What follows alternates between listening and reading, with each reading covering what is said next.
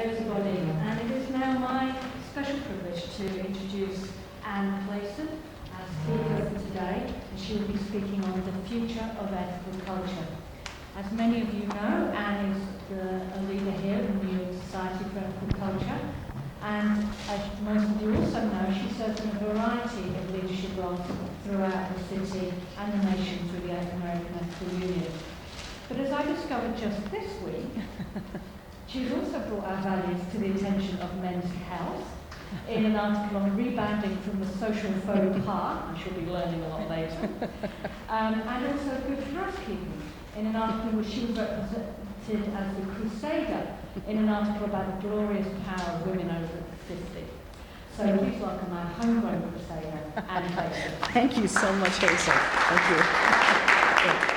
Well, as those of you who come here every Sunday know, the setup, the layout's a little different today. And I do want to encourage you, those of you sitting at the tables, to please come and join our circle, our oval, and be part of the community here.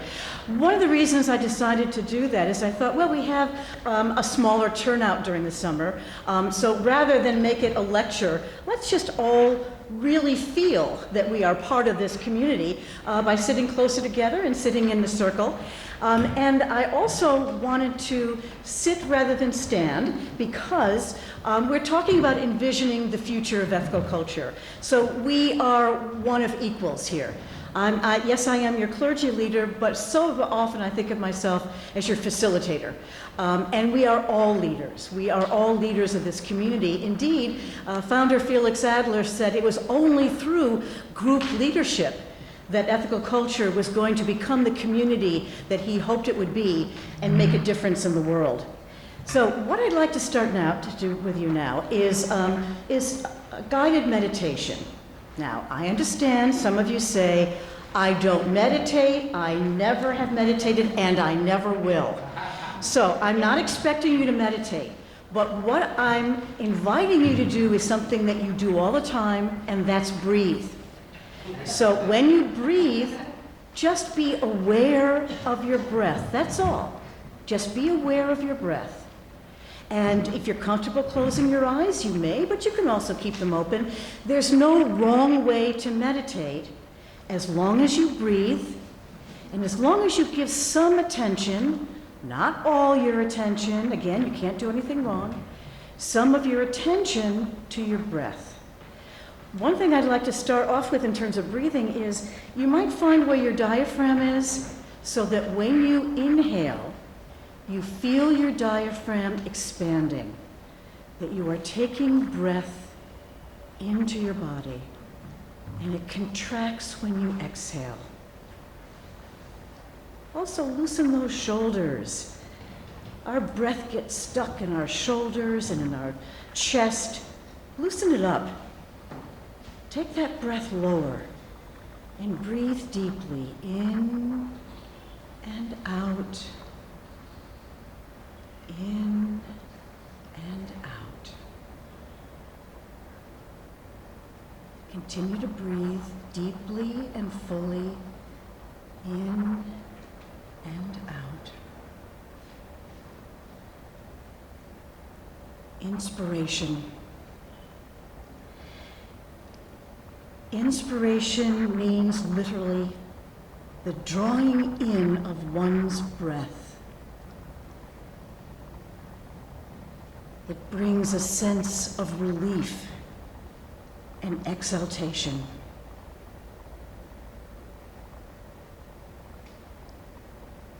Ethical Culture's founder, Felix Adler, said, inspiration leads to aspiration, to active endeavor, to change the picture of the world and make the light predominant over the shadows. Deep forces are discoverable in human nature upon which we can draw. As you breathe deeply in and out, imagine those forces of nature. Imagine those forces within you that make you human, that make you who you are as a personality.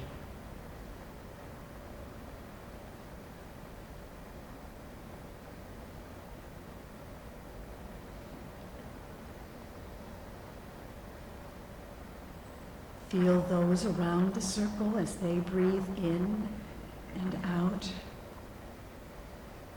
And know that we are part of a circle, part of a community, taking in all the differences, all the distinctive excellences of other personalities, bringing out their goodness, eliciting that from ourselves as well.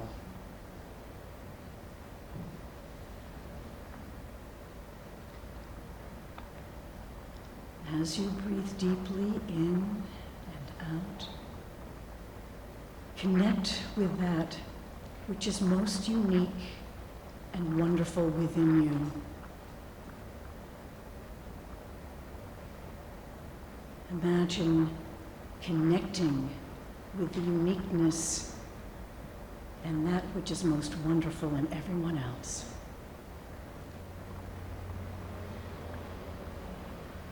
Developing relationships, working together in community. Imagine extending that goodness to every other personality, every group, every community, every nation.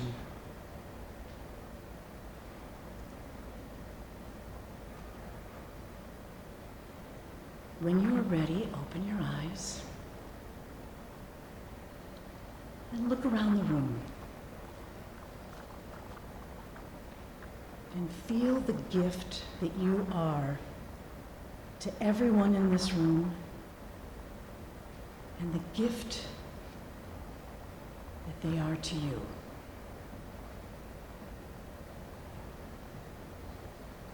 Thank you. Throughout the day, throughout the week, throughout your lives, draw attention to your breath. And remember that you are alive and that you can connect. It's your choice to connect. The title of today's presentation is Envisioning the Future of Ethical Culture, and you may have noticed that I put some paper, crayons, markers on the tables, and I invite you after the platform to just draw or write, to play a little bit. There are all so many different ways that we can communicate and that we can express ourselves. And so play a little bit. We have already sung, and I appreciate the song because a simple faith is exactly what ethical culture is. So often we struggle with putting it into words. So often we struggle with the right soundbite, the right tagline to put onto our website, and yet ours is indeed a very simple faith. It's about recognizing ourselves as human beings, making a decision to be ethical in our behavior, to connect with other people to elicit their goodness, and then to work together in community so that everyone experiences that kind of liberty, that kind of freedom that allows them to fulfill their own personalities. Why am I focusing so much on personality? Well, to find inspiration for today, I went back to some ethical culture leaders from the past, to our founder, Felix Adler, to the good neighbor, John Lovejoy Elliott, who started the settlement house Hudson Guild, and to the family therapist, Matthew East Spetter, and found inspiration in all three of them. For Felix Adler, he started with the personality. And I think so often we rush past ourselves. We rush past ourselves in relationships or belonging to a community or our professions, our jobs. But let's for a moment follow Felix Adler's invitation. And that is to understand that there's a liberty that sets one free to develop humane personality, moral forces that move us to work for that liberty for everyone. And he said, liberty in the sense not of mere freedom from outside constraint, because that's not a sacred good at all. It's only a sacred good if it's accompanied by another and greater good that makes it worthwhile. Namely, in the means of setting free the most worthwhile, precious thing of all, personality. Not in one group, or in one people, or in one class, but in all women and men. Humane, in the sense of taking all humanity to one's heart, admitting all humanity into one's soul, their sorrows, their perplexities, their longings. And so he starts with that in terms of a moral development of our own. And how do we do that? Well, we do that in relationship. We do that in seeing the goodness, the uniqueness in others. Also seeing their sorrow, their pain, their perplexities, and offering to be there in relationship. We're talking about envisioning our future. And so another thing that Adler talked about was vision. And he made a distinction between the seer of visions and the visionary. The visionary is one who spins out of his head flimsy dreams that float above reality, that have no strength in them to grapple with reality. The vision of the seer is of such a kind as to descend upon reality with the strength to transform it. I love that distinction, because so often we can dream about some pie in the sky, something that is delightful and we enjoy, but isn't real. So if we can envision a future that grapples with reality, then we can truly be a seer of that vision. He wrote, "The seer of visions looks forward to an unknown goal, a state of society which has not yet appeared, and lays his course by that, and directs his steps toward that. Each in her own orbit, in his own sphere, in her immediate relations, can initiate the sublime transformation." So again, we're talking about a faith not in a supernatural realm or deity that one would be required to believe in and to worship, but rather in the possibility of humanity healing itself, making the world a better place, bringing us together in community. We have moved, and I'm going to be looking at a couple of things now in terms of our future, because we started with a very idealistic future. Our founder, Felix Adler, was a philosopher of idealism with a capital I, and he believed in a transcendental and universal moral law. Today we have changed philosophically in as much as we tend to be more naturalistic. But whatever philosophy you decide, there is no one philosophy or one dogma or one creed. The emphasis is always upon behavior. Dr. Spetter, who was our family therapist, he started in Riverdale. He started a center there for family therapy. He was also a fighter in the Dutch resistance and was a prisoner in both Auschwitz and Buchenwald. He used to joke sometimes that he was saved by luck. Nothing that he did, it was luck.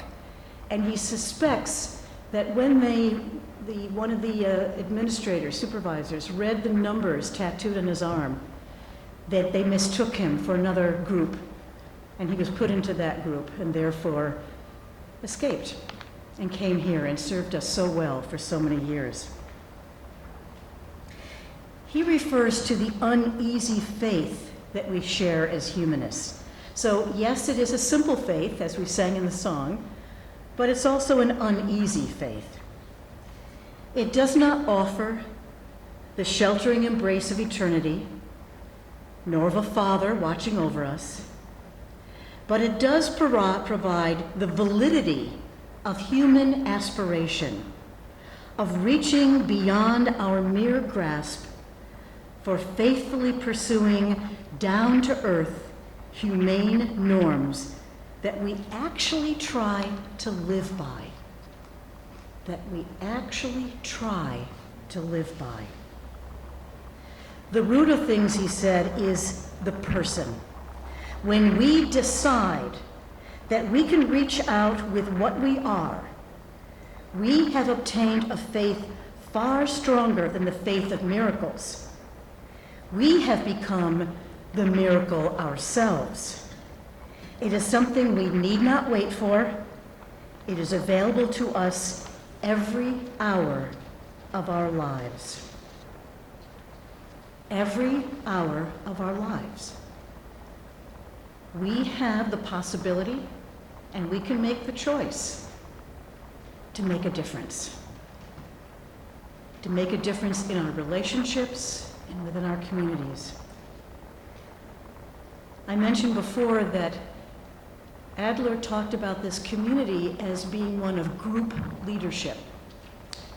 The story goes that he took a trip, and whilst he was away, the board had to come up with some paperwork in terms of establishing ethical culture as a society, as a community, and they needed to come up with a title for him.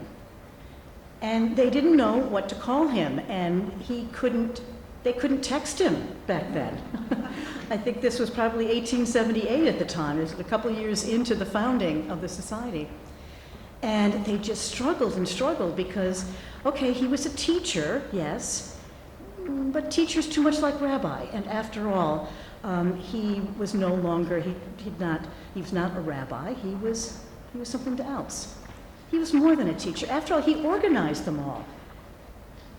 He organized ethical culture, he got a school started the visiting nurses, all these things. So he's more than a teacher. Well, he's a leader. That's what he is. He's a leader. And that's what they called him. And when he came home, he said, oh dear, no. He said, I'm not a leader. I bring you together.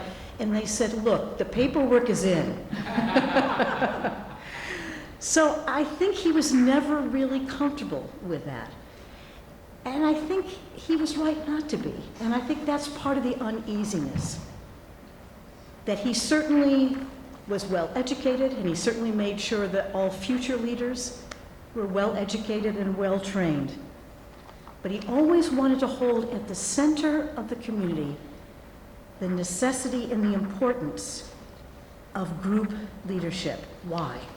Because we need the differences of people.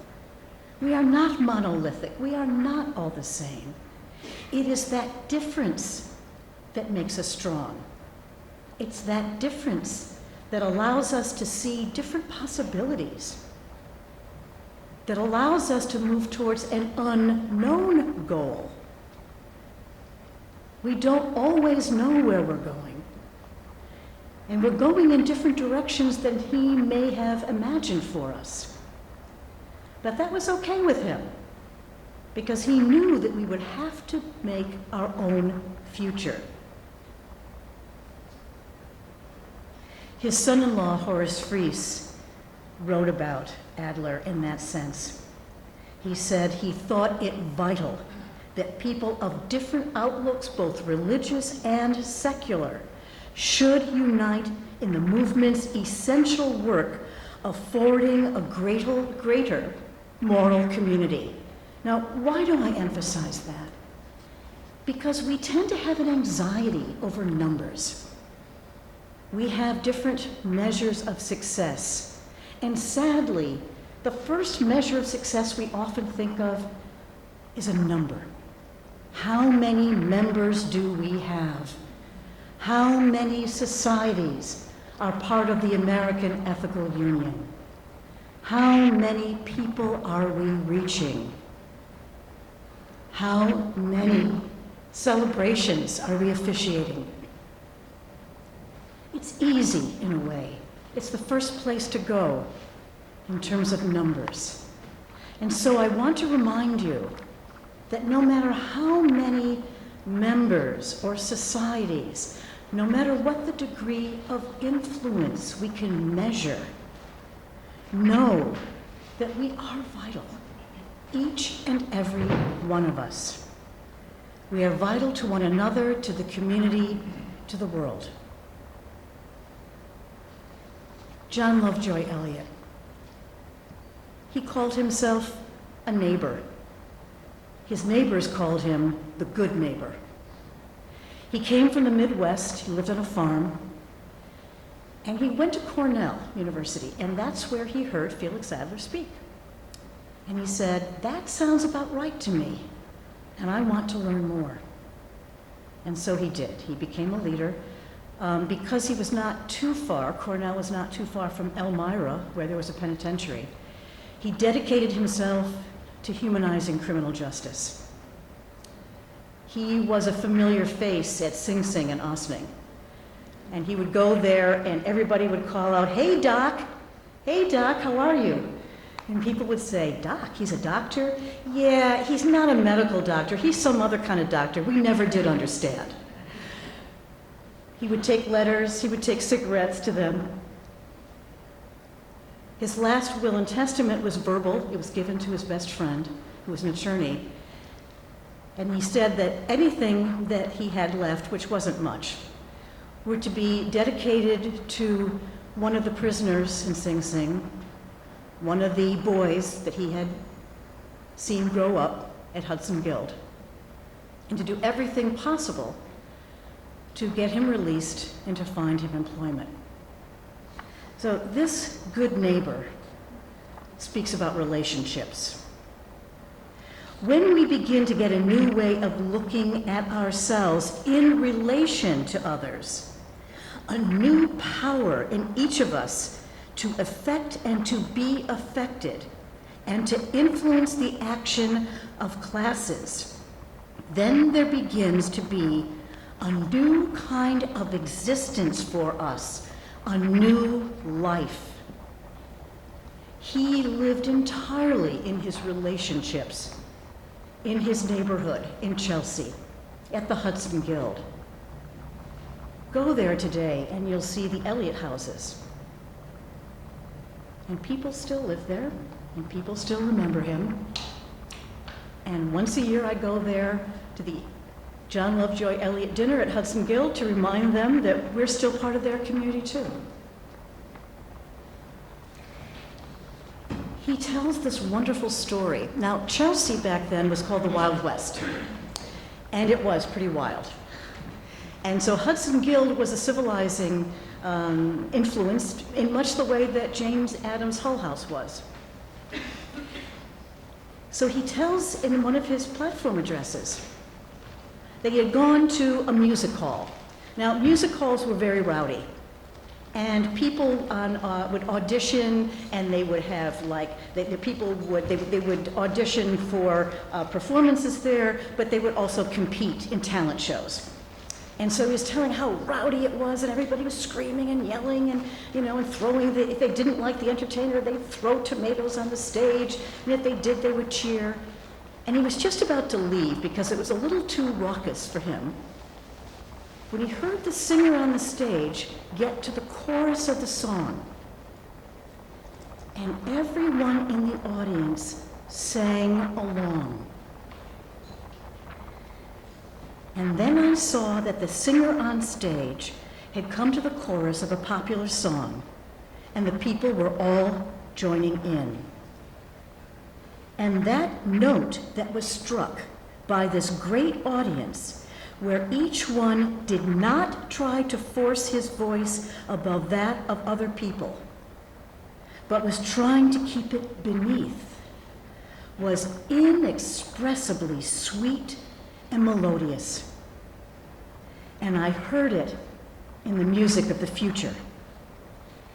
It is possible to stimulate in the masses a power that is in sweetness and in strength, is infinitely greater than any individual can have.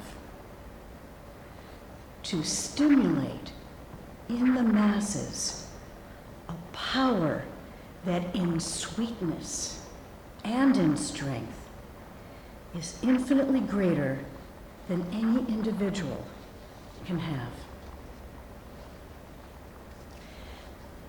And so we get to the part where we are all invited to envision our future.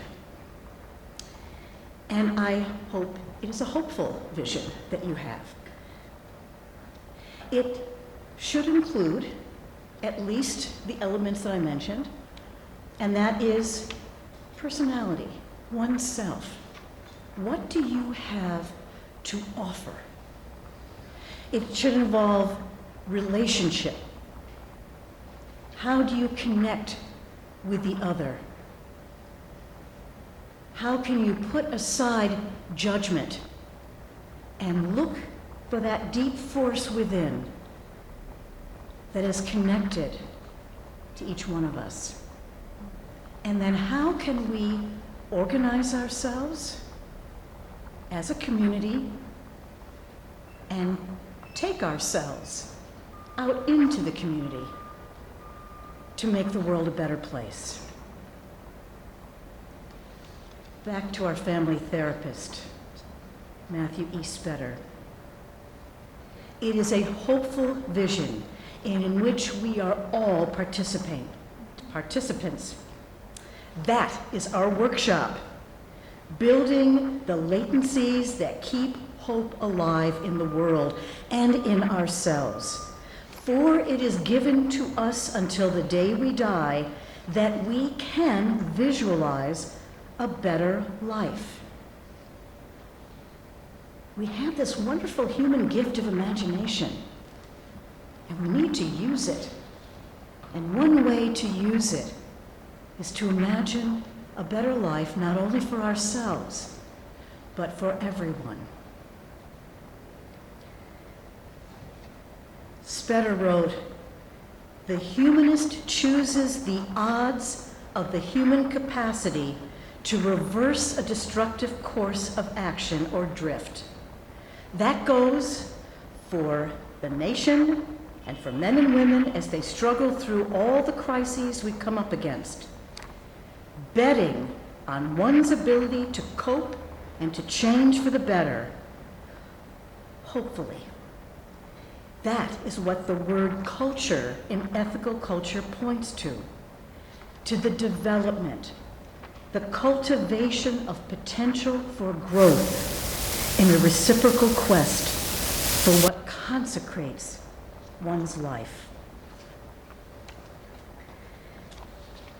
What we need is passion. And I'm looking at our new leader, our new lay leader, president of the board, Liz Singer, whose favorite word these days is passion. We need to find where each one of us has a passion, share that passion, and build on it. Now, what I'd like to do we're going to move to a drumming circle, but what I'd like to do before we get to that is there's something called calling out in popcorn fashion. You know how popcorn pops? So if each one of you could just sort of call out, what is your passion? What is your passion that you maybe would like to see realized, either in your own lives, in your relationships, in your families here at Ethical Culture? Just call it out. Let it be a cacophony. Go.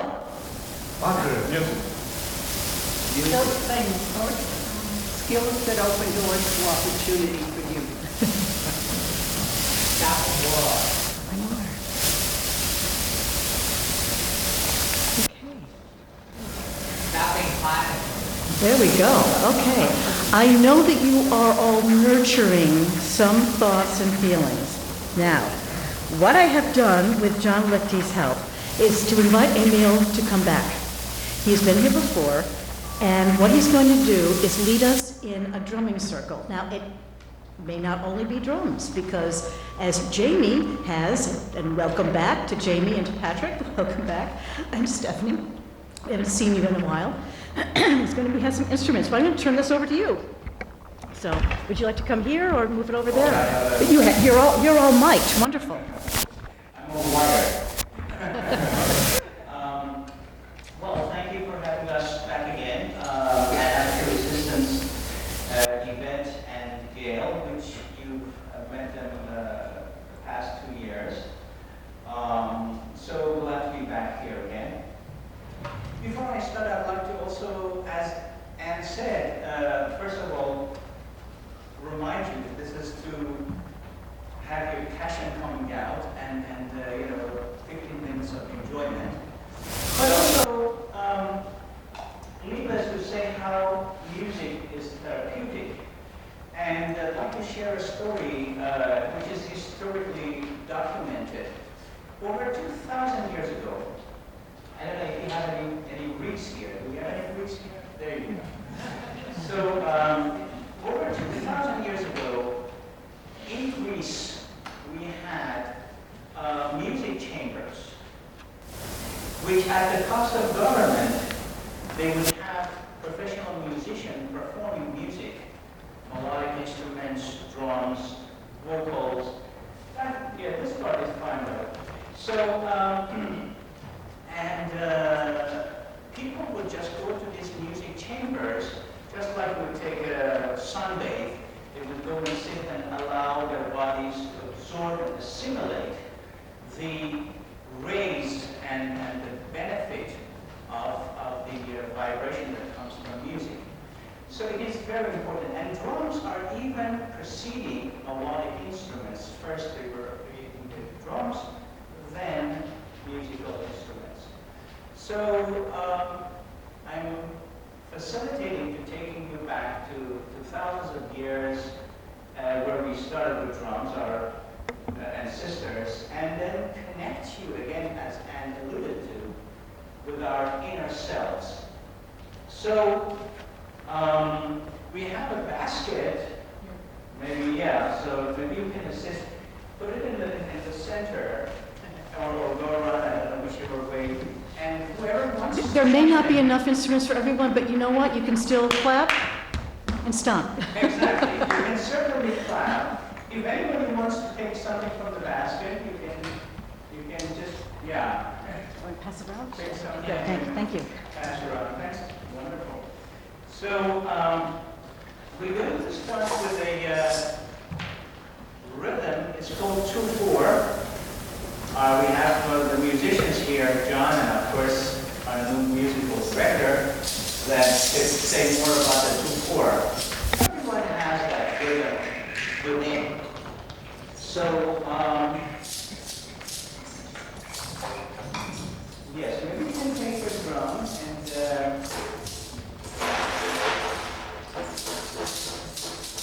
right. So wait until because you want to test drive these instruments. I don't believe. So all right. So let's start with the clap because that's easier. So what we have done to make drumming easy, we have done 3 basic I move around so you see me in different angles. Perhaps yeah, take this drawing, it's easier in terms of colors. Basically, there's three different sounds.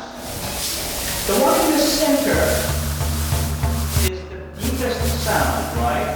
So we call that do. This name is borrowed.